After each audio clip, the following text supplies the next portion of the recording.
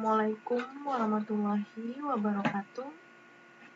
Perkenalkan, saya Adistia Oktaliadi dari kelas MJ701.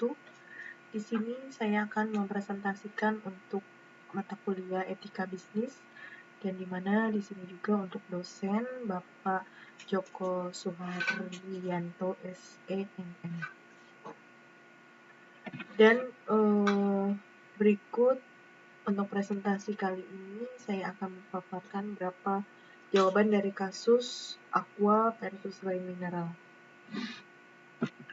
Untuk pendapat atau perspektif.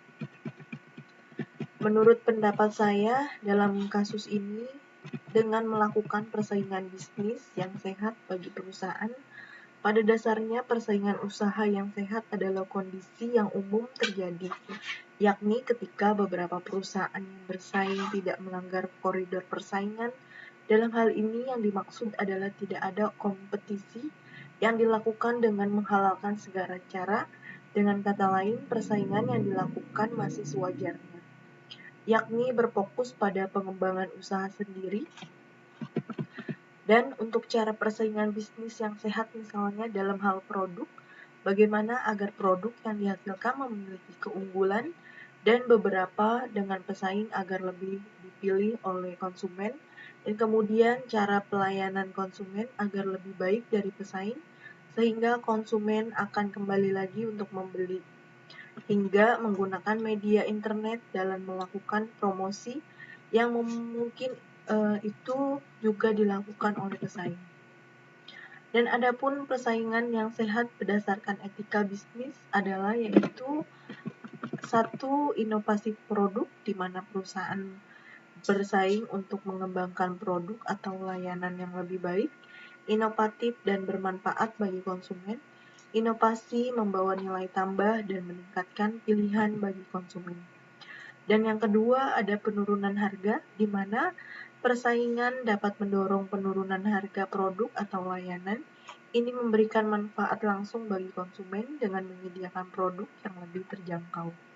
Dan untuk yang ketiga ada peningkatan kualitas, di mana perusahaan bersaing untuk meningkatkan kualitas produk atau layanan mereka. Peningkatan kualitas dapat menjadi daya tarik bagi konsumen dan meningkatkan kepuasan pelanggan. Dan untuk yang keempat ada pelayanan pelanggan, di mana persaingan mendorong perusahaan untuk memberikan layanan pelanggan yang lebih baik. Pelayanan yang baik dapat menjadi faktor penentu dalam mempertahankan pelanggan dan menciptakan loyalitas. Dan untuk yang kelima ada efisiensi operasional, di mana perusahaan bersaing untuk menjadi lebih efisien dalam operasional mereka, dan efisien ini juga dapat menghasilkan biaya produksi yang lebih rendah dan memberikan manfaat ekonomi. Dan yang keenam ada diversifikasi produk, di mana persaingan mendorong perusahaan untuk diversifikasi produk atau layanan mereka, memberikan lebih banyak pilihan kepada konsumen, dan menghindari ketergantungan pada satu produk. Dan untuk yang ketujuh ada pemasaran kreatif, di mana perusahaan bersaing dalam menciptakan kampanye pemasaran yang kreatif dan menarik. Ini tidak hanya menghasilkan keuntungan bisnis, tetapi juga memberikan nilai hiburan atau edukasi kepada konsumen. Dan untuk yang kedelapan ada keterbukaan dan transparansi. Persaingan yang sehat mengharuskan perusahaan untuk tetap terbuka dan transparan terkait dengan praktik bisnis mereka. Ini menciptakan kepercayaan di antara konsumen dan pemangku kepentingan lainnya. Dan untuk dalam hal ini, perusahaan juga harus menerapkan strategi marketing yang lebih baik dan beretika bisnis yang baik, yaitu dengan ada yang memberikan informasi yang jujur dan akurat tentang produk atau layanan yang ditawarkan, sehingga klaim palsu atau penyesatkan dalam yang dapat mengecewakan konsumen. Untuk menyertakan komitmen terhadap praktik bisnis yang ramah lingkungan, misalnya menggunakan bahan ramah lingkungan, mendukung kampanye keberlanjutan atau mengurangi limbah produksi, mendukung atau melibatkan diri dalam kampanye sosial yang relevan dengan nilai dan tujuan perusahaan. Ini dapat menciptakan kampanye pemasaran yang mewakili keragaman dan inklusivitas, hindari presentasi yang memicu stereotip atau diskriminasi.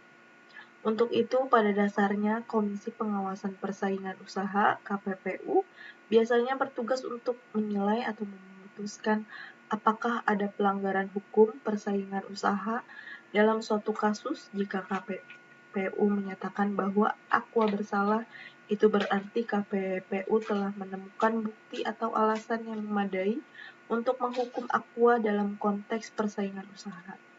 Jika Aqua dinyatakan bersalah oleh KPPU, mungkin ada pelanggaran hukum persaingan usaha atau praktik bisnis yang tidak etis dan yang telah terjadi.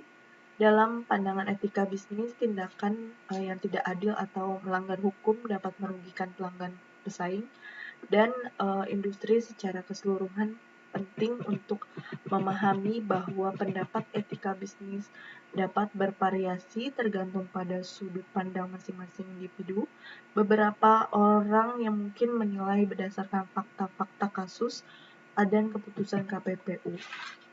Dan untuk sementara, yang lain mungkin mengambil pendekatan yang lebih umum terkait etika dan integritas dalam bisnis.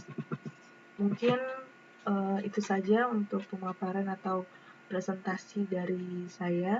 Kurang lebihnya saya ucapkan terima kasih. Wassalamualaikum warahmatullahi wabarakatuh.